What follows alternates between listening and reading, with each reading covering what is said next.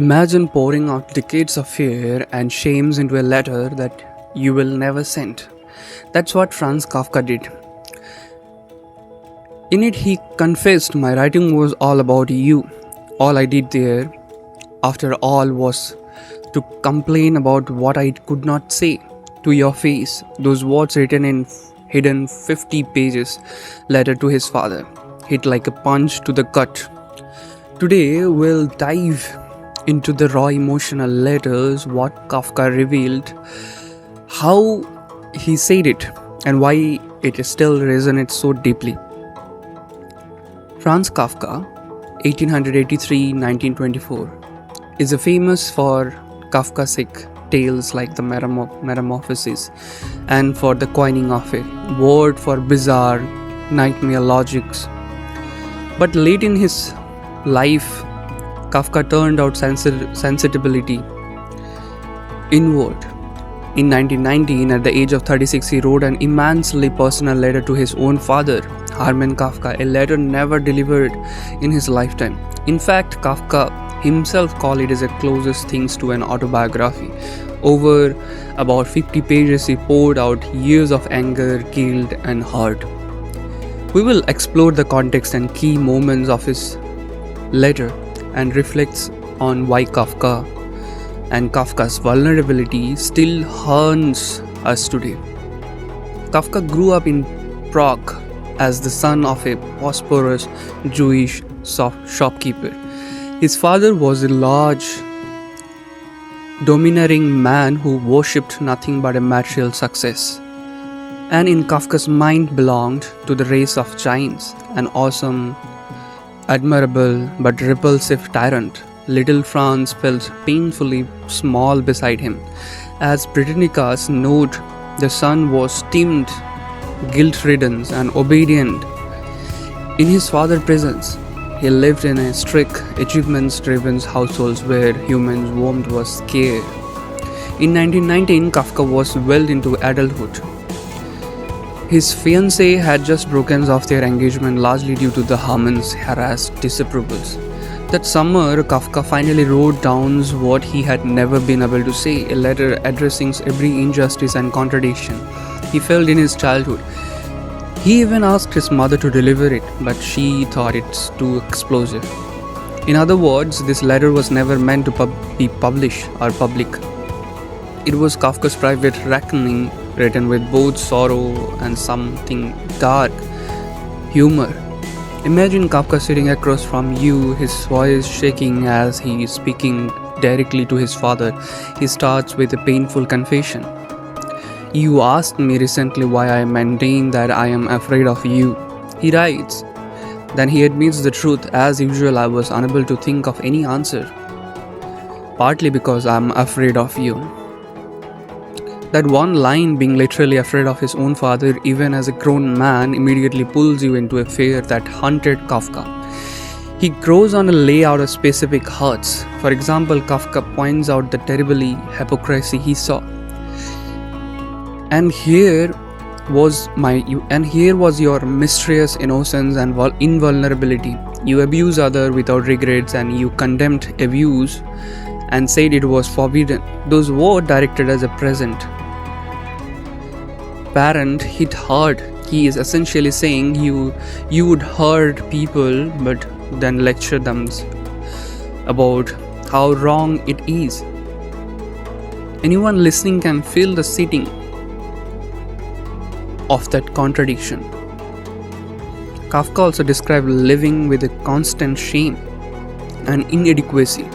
He asked how a parent could be insensitive to the sorrow and shame that his words and judgment conflict on a child. In one anguishment moments, he even compared himself to a prisoner. The Times of India quote him, writing that it feels as if a prison were a prisoner, as if a person were a prisoner.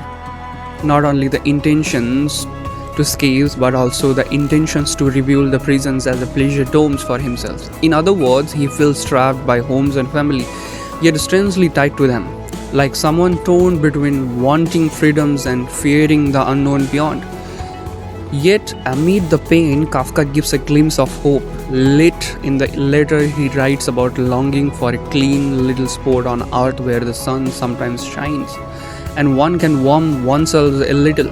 Even Kafka allowed himself that small dream of finding a place of safety and light. Throughout the letter, Kafka speaks not just as a writer about himself but as a son to a father. He doesn't hold back, his style is blunt. He recalls scenes from childhood. Being left out in the night for punishments or cowering when his father roared threats. He even admits that hearing that his father says, "I will tear you apart like a fish," was terrifying as a child. Every details he shared is a charge with emotions, fear, longing, and confusion. Kafka's own voice cut through all this. He let us feel his guilt. He wonders if he fails as a son, if he ever lived up to a Hermann's expectations. As one biographer notes, Kafka essentially blamed his father failure to love and life on this prohibitive father figure, who gave him a sense of his own importance. In place, he begged for understanding. In other words, he lashes out, and he even tries to imagine how a father might respond. Painting both sides of the conversations, it's intensely intimate and revealing. Why does Kafka's raw honesty matters? For one, he was brave enough to let us see the inner shames and pain most people hide. As playwrights alone, Nashman says Kafka is one of the most self-revealing writers of all time. That might sound academic, but in plain terms, Kafka holds nothing back. He admits fear and vulnerabilities we all have, even if it's a pain. Psychologically also underlines what he shows. Experts agree that our earliest bonds with parents shape us deeply, molding how we see ourselves and others. As one source explains, Kafka's list of grievances is doubtly harrowing. Given that our early contact with parents profoundly shapes our character, in Kafka's case, every critical remarks or unheard cry for his childhood left a mark. The result is a lifetime of self-doubt. He even admitted he himself timid and doubtful of his own action in his father's presence. As a child, he literally became speechless around Hermann. Still, there is a universality here. Think about it, who hasn't been afraid of disappointing someone they love or been confused by someone's mixed message? Maybe your dad or a mom or a coach or a teacher has ever made you feel small. Kafka's letter resonates because we recognize the emotions, the desire for approvals, the fear of failure, the anger of unfairness. It's not just about his father, it's about any parent-child relationship gone awry. Nashman even suggests Kafka imagine an audience beyond his father's, almost pleading for a jury of outsides to side with him. In that way, reading Kafka's words become a mirror. We start to ask, would I have the courage to say that? Did I feel the way myself? The letter invites readers to do some soul searching.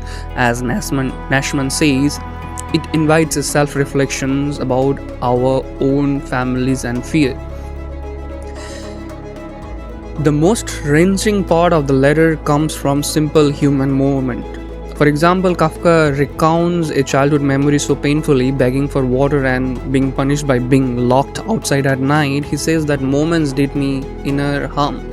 In such scenes, you can almost feel the cold air on Kafka's neck as a child. And then there is Kafka catching the father in his cruel contradiction. He writes, "You abused other without regrets, and you condemned abuse and said it was forbidden."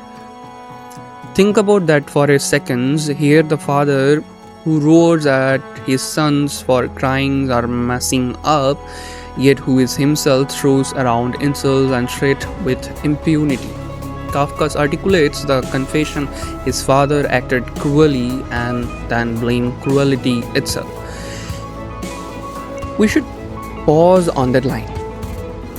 And here was your mysterious innocence and invulnerability. It drapes with the irony and hurt. Kafka had to solo sing Hermann's call out bad behavior in others while doing it himself. That Kafka's betrayal exposed its painful in the way only real life cruelty can be. In the end, Kafka's letter remains powerful because it's so honest about feeling small and powerful. He writes as a child, still afraid of his father, a fear that shaped much of his work. The letter is an emotional time capsule, full of regrets and a longing for father. Yet Kafka never sent it, and both he and his father died without ever saying it. Today, the letter still speaks to us because its touch on shame and self-doubt that we all know. Beneath Kafka's famous stories, there was a little heart boy. His bravery in sharing that pain is why this letter feels like the truest glimpse into his heart, and why it is still resonates among us. Thank you for listening. What do you think about Kafka's letter to his father? Have you ever felt similarly about a parent's or authority figure? Thank you so much for listening.